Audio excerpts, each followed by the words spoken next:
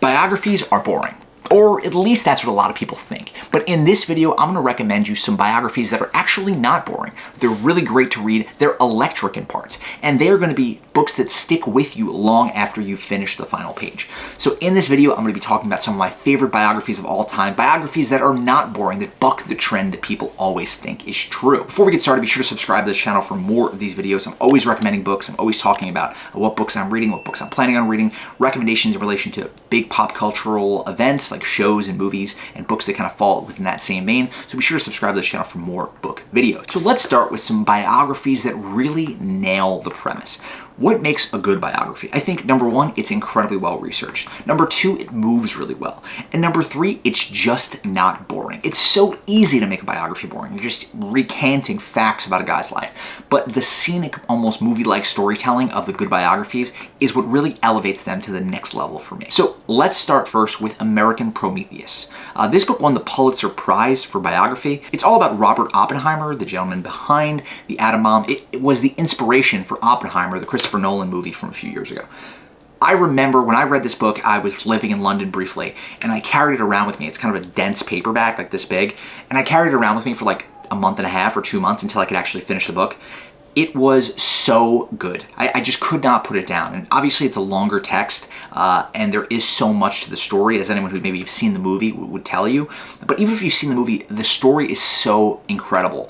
Oppenheimer's lifetime, his general, I guess, demeanor, the complicated nature of his personality, and how that arises over the course of his career. His connections to the Communist Party, his connections to ultimately what becomes the defining technological advancement of the 20th century, how he falls into that role and the relationships he has with politicians and the parties who are trying to then develop the hydrogen bomb in the years that follow.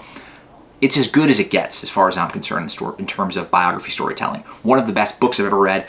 Cannot recommend it enough. American Prometheus, the Robert Oppenheimer story, is incredible. So definitely recommend it. Definitely not boring. If you're somebody who's interested in science, if you're interested in American history, it checks a lot of boxes there. Next up, for those of you who like sports, those of you who are sports fans, Open by Andre Agassi. This one is an autobiography, so cheating a little bit. Kind of like a memoir, but not really. I mean, it goes through his life as a tennis player, the incredible tennis player, a gentleman who won the Grand Slam, winning every major in tennis. A guy whose career kind of cratered, came all the way back. He was marrying movie stars. He was playing NFL players at 10 years old for like his father's entire life savings, because that's how confident his father was in his talent. This guy hated tennis, and he still rose to prominence. And it's all about his relationship to a game that he kind of hates, and how he was able to sort of transcend the game and become more than just a tennis player in his own mind. Amazing book. One of the best written biographies of all time. The ghostwriter of this book, Long Island legend, whose name escapes me, but oh my God, this book is so, so good. If you're into sports, if you're into just people who achieve incredible things and like learning about their psyches, this one is as good as it gets. Open by Andre Agassi. Next up, 2 books by Robert Caro. To me, the godfather of the modern biography. His books are incredibly well-written, incredibly episodic, incredibly well-researched. I mean, the guy spent like decades of his life researching his subjects. The first one is going to be Lyndon B. Johnson. I mean, there's like 5 Lyndon B. Johnson biographies by Robert Caro. Read any of them. They're spectacular. Maybe you're thinking, you know, what do I care about Lyndon B. Johnson, the guy who came after JFK, after he was assassinated? What relevance does he have? It's all about how this guy basically came from an area of the country where people didn't have electricity on their farms, where his family was incredibly poor. They were just basically nothing, nobodies. And he rose to the highest office in the United States. And he became this incredibly well-connected politician, incredibly powerful senator, one of the most powerful people politically in the entire country. And it documents that rise, it documents his relationships, it documents how he angered people, how he betrayed people, how he rose to become who he was. And it's just as good of a ride in terms of a biography as exists out there. There's like literally like 5 different transcending versions of this book. I mean, they're all in different parts, but I'd recommend you start at the first one, and I'll link it in the description below. But man, all of these books are so, so good, and I cannot recommend them enough. Next up, also from Robert Caro, this book gets talked about constantly. It's The Power Broker, the story of Robert Moses, the guy who built New York City, built the infrastructure all around New York City, this incredibly powerful gentleman who basically became the most powerful unelected official in the entire country, where governors couldn't remove him. The mayor couldn't remove him. This guy was building bridges, building highways on a whim. He was putting stops to the building of the train on the Long Island Railroad. Like, everything about my area where I live in New York was shaped by this guy's whims and shaped by the relationships that he had to things.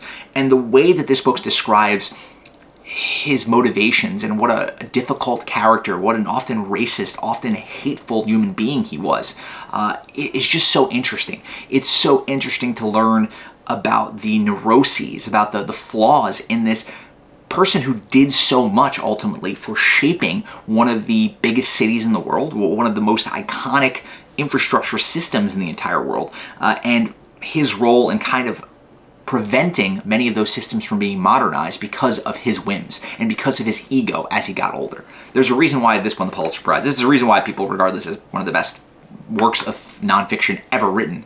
It is as good as it gets. I think it was finished in the 70s, but my God, I think it's gotten much more popular in the last several years. There was like a podcast about the book itself by 99% Invisible or whatever it was.